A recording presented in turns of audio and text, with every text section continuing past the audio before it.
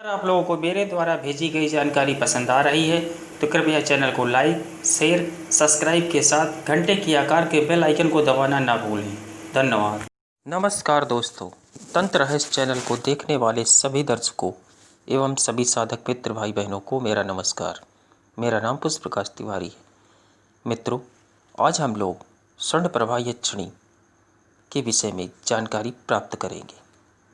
चलिए बिना देर किए शुरू करते हैं।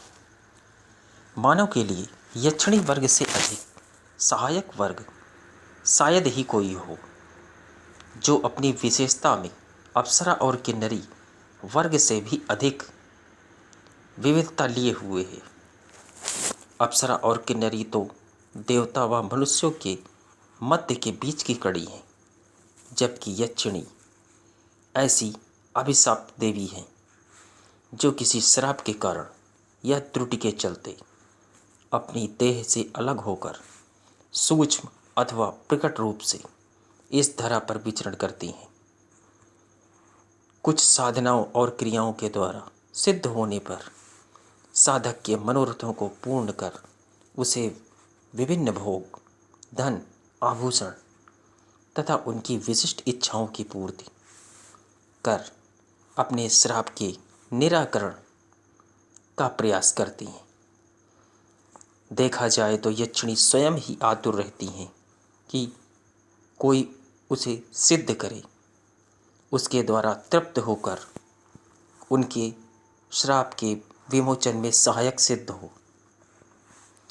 मूल रूप से उच्च वर्ग की होने के कारण यक्षिणियाँ ऐसी ऐसी दिव्य शक्तियों से युक्त होती हैं जिसकी साधक कल्पना भी नहीं कर सकता। दिव्य अंजन प्राप्त कर जमीन में गड़ा धन देख लेना, दिव्य औषधि प्राप्त कर वृद्धावस्था को नवयौवना में परिवर्तित कर देना, दिव्य लेप से झुर्रियाँ और पके बालों के दोषों को मिटा देना, जैसे चमत्कार पूर्ण और अद्भुत आख्यानों का उल्लेख मिश्र तंत्र में विस्तार से वर्णित है। ऐसे ही स्वर्ण प्रभा यक्षिणी जो अपने साधक को सरस बनाती हैं, उनके विषय में शास्त्र प्रमाण है कि सिद्ध होने पर नित्य रात्रि में साधक के सम्मुख विविध आभूषणों से लदी हुई आकर अनेक प्रकार से उसका मनोरंजन कर वह सुबह उन आभूषणों को वहीं छोड़ देती और नित्य प्रति साधक को इतना धन प्रदान कर देती हैं कि साधक को उसके व्यय का मार्ग ढूंढना पड़ता है। अत्यंत सरस विशाल नैनों वाली इस दिव्य यक्षिणी के सहचर में कुछ ऐसी विशेषता है जो अपने तीक्ष्ण कटाक्षों और चंचल हाव भाव से सिद्ध साधक के सारे तन मन को स्पंदित कर देती है। अलग उन्नीदे नैनों वाली यह चंचल यक्षिणी अपने गति से शास्त्रों में वर्णित अभिसारिका नायिका का जीता जागता स्वरूप प्रस्तुत करती हैं। अपने सौंदर्य से अप्सरा और किन्नरी को भी मात करती हुई लगती हैं। जिस साधक ने भी इनकी साधना की है उसे आकस्मिक धन प्राप्त हुआ ही है। साधक की द्वितीय स्थिति में साधकों को नित्य प्रति सिरहाने स्वर्ण की 2 मुद्राएं पड़ी मिलनी आरंभ हो जाती हैं और पूर्ण साधक तो नित्य प्रति उसके सहचर का सुख जो अनुभव करता है, जिस प्रकार से कोई गृहस्थ व्यक्ति अपने गृहस्थ सुख का उपयोग करता है, यह तो निर्भर करता है कि साधक के अंदर साधना के प्रति कितनी लगन, धैर्य और तीव्रता है। लेकिन ऐसा हो ही नहीं सकता कि साधक स्वर्ण प्रभा यक्षिणी की साधना करे और उसे धन प्राप्त न हो।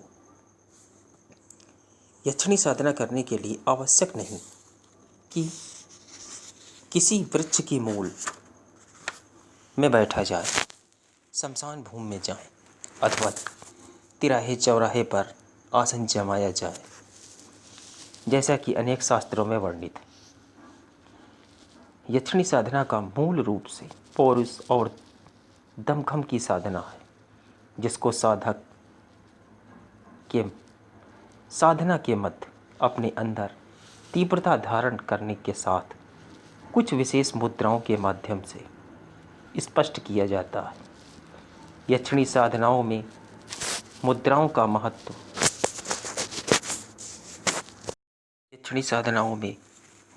महत्व सबसे अधिक है।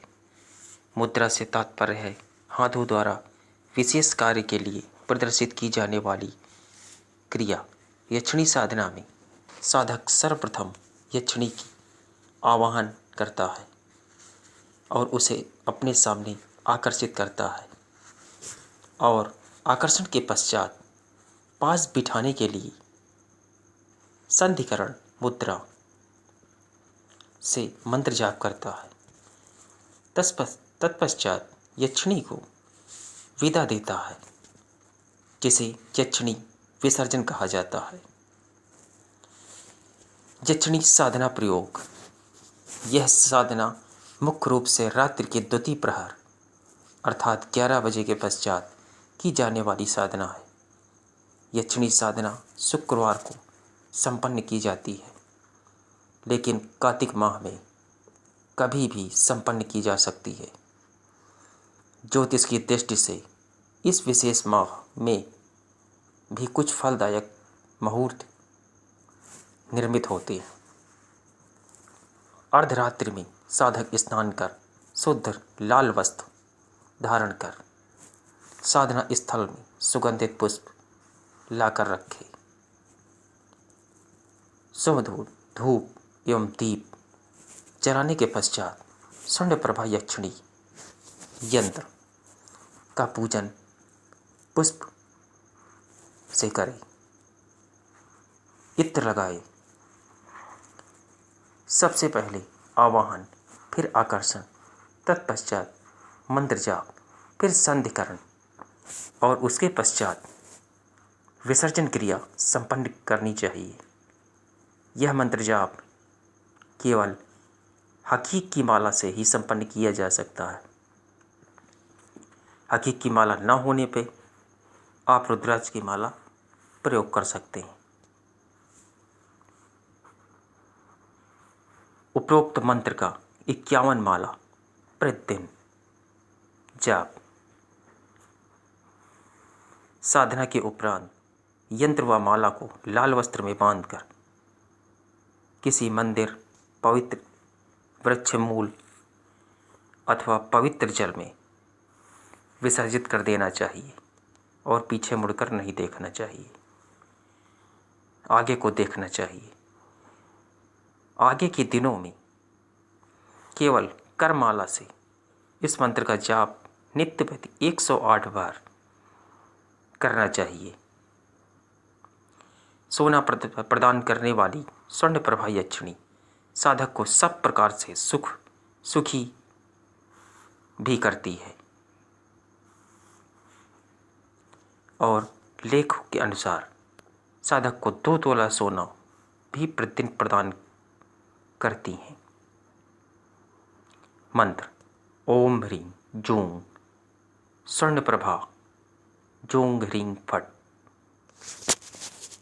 मंत्र आपके वीडियो में भी दिया जा रहा है, अतः इसके साथ ही मैं अपनी वाणी को विराम देता हूँ और आशा करता हूँ कि मेरे द्वारा भेजी गई जानकारी आप लोगों को पसंद आई होगी। आप अपने सुझाव, अनुभव या साधना से जुड़ी यदि आपकी कोई समस्या या प्रश्न है तो आप मुझे मेल कर सकते हैं। आप मुझे इंस्टाग्राम के माध्यम से भी मुझसे जुड़ सकते हैं। अतः चैनल को लाइक, शेयर, सब्सक्राइब करना ना भूलें। धन्यवाद। जय माता काली।